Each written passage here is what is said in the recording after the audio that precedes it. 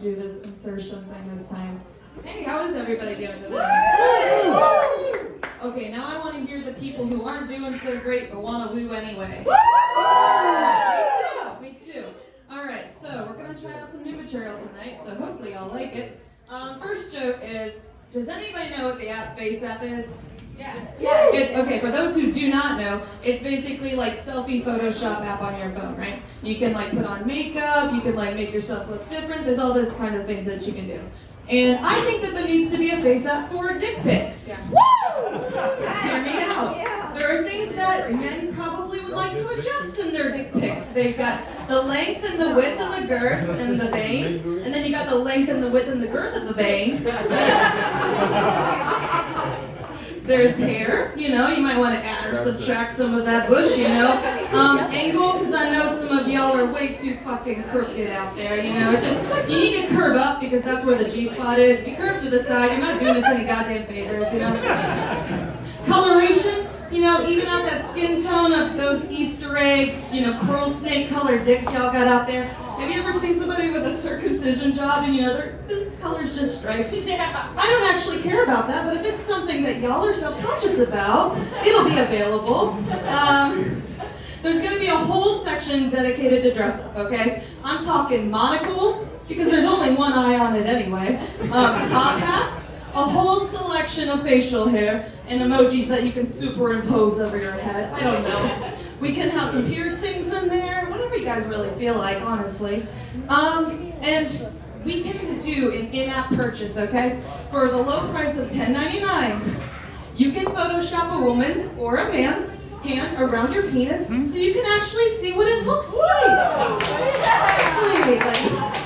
They will, just like FaceApp, there will be an age filter, but we will only go older. We are not touching going younger. We're not going to stay away from that one, you know?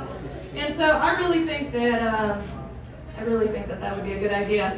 I don't know how to close or transition that joke, but so a little about me, you know, I struggle with mental health issues just like a lot of people, and last week was really bad for me. I struggle with certain types of ideations, and I was so depressed that I wrote this joke just to try to, you know, be therapy for myself. Do I have permission to tell it? Yeah! So I really want to go bungee jumping. Anybody else? Yeah. I don't know, I've always been kind of an adrenaline junkie, but I honestly think that it's less about the adrenaline and more about the free trial of death. I want to try suicide before I buy it, you know? Suicidal ideation is a bitch. They're very intrusive thoughts and they fucking suck, and I can't stop fucking thinking about going and jumping off a fucking bridge. It's like, I think that bungee jumping companies are missing out on an entire audience. It's like, hey, do you want to get the full satisfaction of jumping off a bridge? Oh, well, it might be only a approximately 10-minute trial, but you can experience both the sensation of jumping off a bridge, but there's no death actually included. Results may vary, though. There's a small percentage in there. One second, I had other parts of this joke, but I've been trying not to read. Whatever. Okay, so there's another new joke. And I was thinking about cheerleading recently, and I was just thinking, you know, it's kind of whack that it's not considered a sport. Whatever, it got me thinking, what makes a sport? And it's usually like doing something with balls, right? It's usually like kicking balls, bouncing balls, squeezing balls, doing something, right? And it's like, I do all of those things. Why the fuck am I not a sport? And I'm Googling, I'm like, hey Google, is CBT considered a sport? Okay, who knows what CBT means? Cognitive torture! No, cognitive behavioral therapy, you sicko! Yes, cock and ball torture. Is that considered a sport? Are dominatrixes considered athletes? I need to know this. Cock and ball torture! Ball abuse in common. There's a lot of ball abuse in sports, if we're being honest. I was scrolling on Facebook recently, and I saw a post that was going viral among all my teacher friends because I used to be going down that career route. Not anymore. I'm an accountant now, but yeah, I mean honestly. But there was a post and it said, before you call a child attention seeking this year, change your vocabulary to connection seeking and see how your perspective changes. And it kind of touched my heart in a way. I was like, you know what, that's really sweet, because a lot of the kids that act out are just seeking attention that they don't get other places. But at the same time, it's a really fucking unfair double standard. It's like if all these obnoxious kids can go and, hinder everybody else's education and learning, how come they're attention seeking, but I'm not a connection whore instead of attention whore? Right? I call bullshit. I don't know. I think that's whack. Okay, so would y'all rather hear world's most professional sex worker joke or dick appointment joke that Hannah referenced? Okay, I'm gonna try to do it. I got the light, I'm gonna try to do it. Okay, so about 2 years ago, was driving, got stuck behind a fucking train, took her fucking ever. By the time it was gone, I was just so happy I sped off.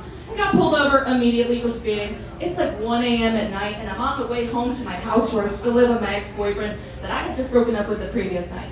All right, he has exams in the morning. I'm trying to be respectful. And I'm like, officer, I'm sorry. Can I be real with you? I'm just in the rush to get home. I'm leaving a dick appointment. The officer just starts choking, keeling over, laughing, choking on air. He's like, did you just say dick appointment? And I'm like, yes, officer. They're long and hard to come by. And he's like, okay. As long as your license comes back good, I'm gonna let you go with a warning because that just made my night. And so I got a Gabriel Iglesias moment, but this was years ago before I was even a fraction funny. So that was cool. And then world's most professional sex worker. I used to work at a staffing agency. 2 men were gathered around my office talking about bullshit. One of them was being a tough guy. He's like, this one dude came in here and grabbed him by the shirt. I guess I had the word grab on my mind because my phone rang at that exact moment. Normally I'd be like, this is Renee, how may I help you? I instead said, this is Renee, how may I grab you? It was really awkward. I don't know if the person on the other line actually heard it, but it was just like, oh, would you like to schedule a dick grabbing? Oh, I'm sorry, our department is booked through Sunday. I can pencil you in for an ass grabbing. Would that be 1 or 2 cheeks? Oh, wait a minute, is this Donald? Would you like to be put down for your regular pussy grabbing session? Alrighty then. I know that date is kind of outdated, and I didn't know if it would fly or not, but that's all I got. Thanks, guys.